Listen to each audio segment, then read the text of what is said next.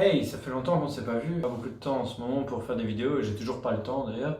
Mais aujourd'hui, j'ai vraiment envie de refaire un petit peu de montage, ça me manque un peu.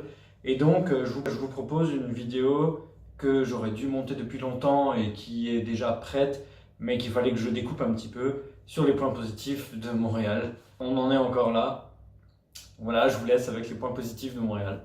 J'espère que vous allez kiffer. Dans cette vidéo, on va passer aux points positifs de Montréal. Ils sont plutôt nombreux. Alors, la première chose qui est assez surprenante mais très agréable, c'est que vraiment les habitants de Montréal sont très accueillants, très gentils, très polis et ils vont vous guider dans la rue, ils vont être très ouverts, on peut les aborder sans problème, filles comme garçons, tout le monde est ouvert d'esprit, tout le monde s'habille comme il a envie de s'habiller, il n'y a pas de jugement, il y a des gens qui ont des tatouages, des piercings, il y a des gens qui s'habillent avec une chemise, d'autres avec des t-shirts. Enfin, il y a vraiment de tout, tous les styles. Personne ne se juge, personne ne se critique. Les gens sont vraiment très, très sympas. Et vraiment, on se sent en sécurité à Montréal. Le tutoiement est de mise également à Montréal. Donc, à part si vous vous adressez vraiment à votre supérieur hiérarchique ou à une personne âgée, mais sinon, entre jeunes, mais jeunes au sens large, hein, on va dire, je sais pas, entre 15 et 30 ans ou 15 et 35 ans, tout le monde se tutoie, que ce soit dans la rue ou notamment avec les serveurs. Alors, d'habitude, moi, j'aime pas trop ça. En général, voilà, j'ai tendance à vous voyer à peu près tout le monde. Je vous vois mes élèves également. Mais là, pour le coup, à Montréal, vu que déjà tout le monde le fait, bon, on s'habitue vite. Et j'ai bien aimé ça, en fait. D'habitude, vraiment, des fois en France, quand les serveurs viennent et me tutoient, j'aime pas trop. Enfin, je trouve que ça fait un peu, je sais pas, j'arrive pas trop à expliquer ce qui m'embête, mais enfin, je trouve que ça fait pas très professionnel. Et les serveurs en France, quand ils nous tutoient, des fois, ils sont assez maladroits, genre, ah ouais, tu veux quoi? Mais ils vont presque. Enfin, on sent que c'est pas vraiment sincère, c'est pas pour être copain, c'est vraiment pour être dans le coup un peu, parce que c'est cool les serveurs qui tutoient. Mais je trouve que ça rend pas bien en France. Alors qu'à Montréal, vraiment, les serveurs, ils viennent vers vous, ils vont ah salut les gars, ça va? Qu'est-ce que vous prenez aujourd'hui? Enfin, ou qu'est-ce que tu prends aujourd'hui? Qu'est-ce que tu veux aujourd'hui? Enfin, je sais pas, c'est vraiment ça nous met tout de suite à l'aise et on sent que c'est sincère. Enfin, ils ne tutoient pas juste pour faire cool, ils tutoient parce que tout le monde le fait et ils s'intéressent vraiment à ce qu'on fait, à nos vies. Ils vont vous poser quelques questions, genre ils vont vous dire ouais comment ça va, ah ouais vous êtes touriste et tout. Enfin, je sais pas, c'est différent d'ici où en France on va juste prendre ta commande et repartir. Là ils sont vraiment super ouverts, très sympas et le tutoiement, ben, j'aime bien, alors que d'habitude, je préfère vous voyez les gens. Et d'ailleurs, dans les Uber, j'avais pris un Uber une fois tout seul, et je lui parlais des clochards qui étaient plutôt sympas, qui insultaient pas. Elle m'a dit, ouais, mais c'est normal, si jamais les clochards ils insultent les gens, ben, les policiers ils les mettent tout de suite en prison, ou ils se font tout de suite arrêter. Donc en fait, tout le monde respecte la loi, tout le monde est gentil, enfin, tout le monde est cool, tout le monde est sympa, parce que ben, on sait qu'il y a la police qui rôde, et à la moindre petite bagarre ou à la moindre insulte, il y a des chances que les policiers débarquent. Donc c'est plutôt rassurant et ça instaure un climat de confiance. Mais par contre, bah, le policier qu'on a croisé dans le parc avec le cheval, bah, il était très ouvert, très accessible. Les gens se prenaient en photo avec lui à côté du cheval. Donc les policiers sont vraiment sympas aussi, comme tous les gens à Montréal. La conséquence de ça, c'est que alors non seulement donc les gens sont très sympas, mais aussi, enfin il n'y a pas d'incivilité, mais aussi il y a très peu de vols, d'infractions à Montréal. Et la preuve en est, c'est que il y a beaucoup de gens qui laissent leurs portes ouvertes dans leur appartement. Alors, je sais qu'en France aussi, il y a des gens qui ferment pas toujours à clé quand ils sont chez eux. Ils se disent, bah, je suis chez moi, c'est pas grave. Faites attention parce qu'au niveau de la loi et des assurances, si votre porte n'est pas fermée à clé et que quelqu'un vous cambriole, votre assurance peut vous dire, bah, vous n'aviez pas fermé à clé, donc voilà, vous pouvez vous faire avoir, donc faites attention à ça. À Montréal, il y a des gens qui ferment pas à clé non seulement la journée quand ils sont chez eux, mais aussi la nuit quand ils dorment chez eux ou quand ils sont pas là, quand ils quittent leur appartement, eh ben, ils peuvent laisser ouvert parce que bah, personne va rentrer, ça se fait pas là-bas, il n'y a pas de vol. Quelque chose d'assez surprenant, c'est que pour accéder au deuxième étage des immeubles ou des appartements, les escaliers qui mènent au deuxième étage sont dans la rue. Il n'y a pas besoin d'entrer dans le bâtiment pour avoir accès au deuxième étage. Il y a directement un escalier qui mène au deuxième étage à Montréal. Donc c'est assez surprenant aussi. C'est bien la preuve qu'ils se font confiance. Chez nous, bah, on essaye d'avoir l'étage le plus élevé pour éviter de se faire cambrioler. Là, enfin, au deuxième étage, il y a carrément l'escalier qui vous y mène. Au troisième aussi, il y a un escalier qui y mène. Donc bon, bah, voilà, si vous laissez la fenêtre ouverte, on peut rentrer chez vous, mais personne ne le fait parce que c'est pas dans leur culture, ça se fait pas là-bas. Il n'y a pas de vol. Et quelque chose qui m'a assez surpris avec la personne qui nous a logés à Montréal, c'est que je me souviens d'un matin, on s'est réveillé et la porte d'entrée était ouverte. Et je dis, mec, il y a la porte d'entrée ouverte.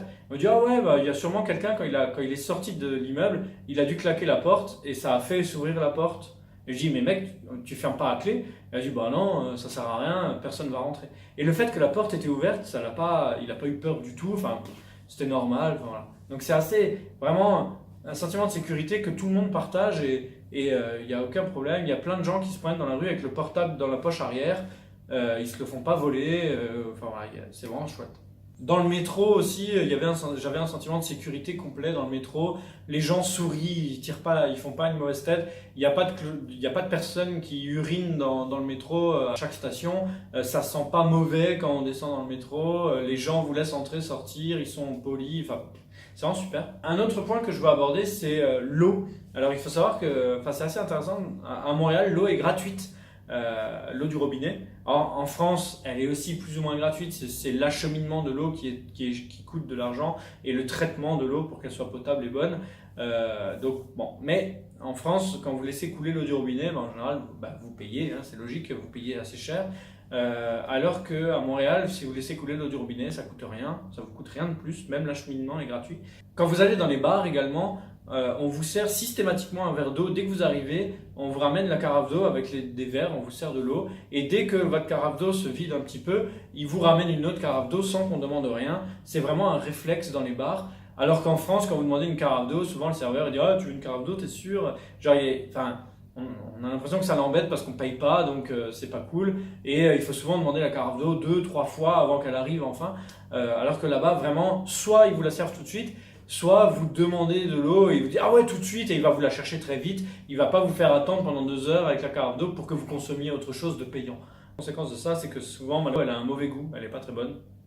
Mais j'y reviendrai dans les points négatifs de Montréal. Au niveau de la nourriture, il y a des plats typiques évidemment à Montréal. J'imagine que tout le monde connaît la poutine, qui est très bonne, hein. C'est vraiment sympa de manger de la poutine. Alors la poutine, qu'est-ce que c'est? En gros, de la poutine, c'est des frites avec de la sauce brune et du fromage. On appelle ça du fromage squeak squeak. Alors pourquoi squeak squeak? C'est parce que normalement, quand vous mangez du fromage squeak squeak dans la bouche, ça fait squeak. Enfin, ça fait un petit bruit de squeak.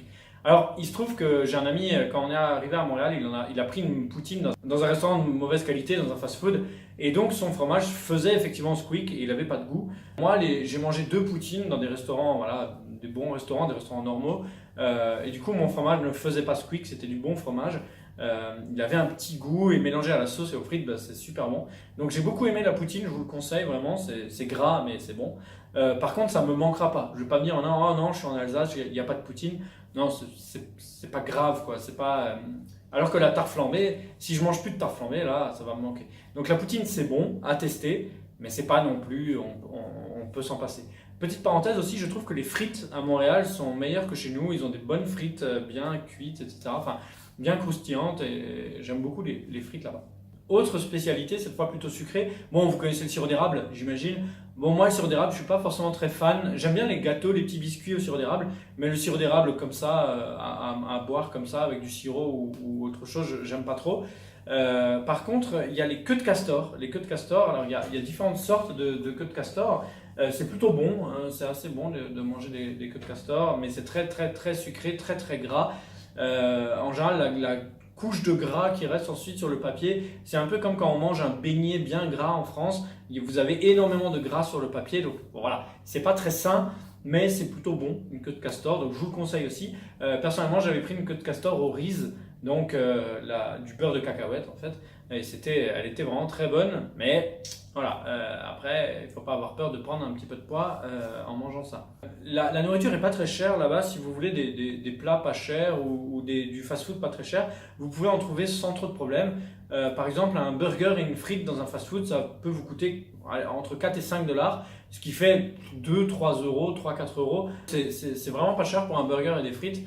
Mais alors, il ne faut pas être trop regardant sur la qualité. Donc si vous avez si vous n'avez pas peur de manger du gras et des fast-foods de qualité médiocre, voire mauvaise, vous pouvez en avoir pour 3-4 euros de nourriture. C'est un peu comme si on mangeait un kebab en France. Donc en gros, le prix d'un kebab en France, vous avez un burger frites dans un bon fast-food. Hein, c'est pas, voilà, c'est pas comme au McDo chez nous, c'est 10 euros le McDo, presque 10 euros le McDo. Là-bas, pour 3-4 euros, vous pouvez avoir burger et frites. Donc c'est plutôt chouette.